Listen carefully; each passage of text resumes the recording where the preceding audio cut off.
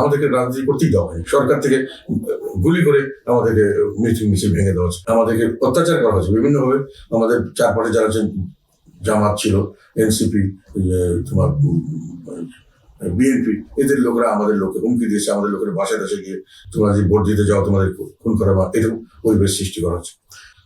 তো এখন প্রশ্ন হলো যে একটা কথা তোমাকে বুঝতে হবে যে আর বাকি দুটো দল একটাকে পুরো সরকারি প্রোটোকল নিয়ে as a prime minister moving এরকম মুভ করেছে, আর একটা দল মোটামুটি সরকারি দল হিসাবে সমস্ত প্রোটোকল নিয়ে তারা মুভ করেছে, এবং তারা হাজার হাজার কি বলবো সরি বিভিন্নভাবে হাজার হাজার কোটি টাকা খরচ করে বিভিন্ন মিটিং মিছিল করেছে বিভিন্ন জায়গায়। আর আমাদেরকে রেডিও টেলিভিশনে তারা বক্তৃতা দিচ্ছে, আমাদেরকে দিতে দেওয়া হয়নি। পদ্মা সেতু, মেট্রো রেল এবং এলিভেটেড এক্সপ্রেসওয়ে নির্মাণের গর্বিত অংশীদার বসুন্ধরা সিমেন্ট।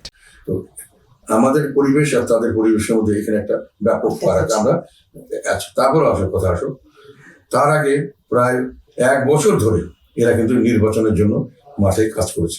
সবাই, বিএনপি করেছে, জামাত করেছে, এনসিপি করেছে, এবং তারা বিভিন্ন জায়গায় খরচ করেছে, হাজার হাজার কোটি টাকা খরচ করেছে, বিভিন্ন জায়গায় বিলি করেছে। আর আমাদেরকে কিন্তু সেই সময়টা আমাদেরকে রাজনৈতিকভাবে চাপের মুখে আমাদেরকে রাজনীতি করতেই দেওয়া হয়নি। সরকার থেকে গুলি করে আমাদেরকে মিছিল ভেঙে দেওয়া হচ্ছে। সরকারি প্ররোচনায় বিভিন্ন সময় এক একবার বিএনপি কোনো সময়, এনসিপি কোনো সময় আমাদের অফিস হামলা করা হচ্ছে, আমাদের মিটিং মিছিল করতে। তো আমরা 1-1.5 বছর থেকে আমরা মাঠেই থাকতে পারিনি। নির্বাচনের আগে যখন মাঠে ছিল বললাম, তো নির্বাচনের ভিতরে আমাদের বিভিন্নভাবে ধমকি দেওয়া হচ্ছে। তো থার্ড পয়েন্ট হলো, কাজেই আমরা ইকুয়াল কোনো সুবিধা পাইনি।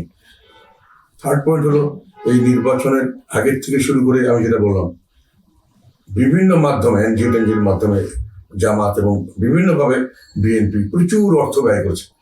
অর্থ দিয়ে এবং তারপরে যেটা নির্বাচন সবাই এই দীর্ঘ নির্বাচন সময় প্রচুর বিভিন্নভাবে তারা মানে মানুষকে টাকা পয়সা দিয়ে মানুষকে মোটিভেট করার চেষ্টা করেছে। এটা খবর আমাদের কাছে এসছে অনেক সময়।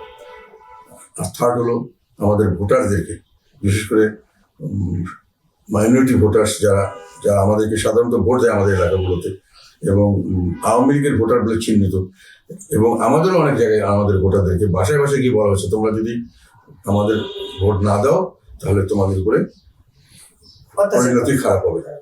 ফলে একটা হলো মাসল অ্যান্ড মানি, পেশি শক্তি এবং অর্থ এটাকে নির্বাচনকে ব্যাপকভাবে প্রভাবিত করেছে।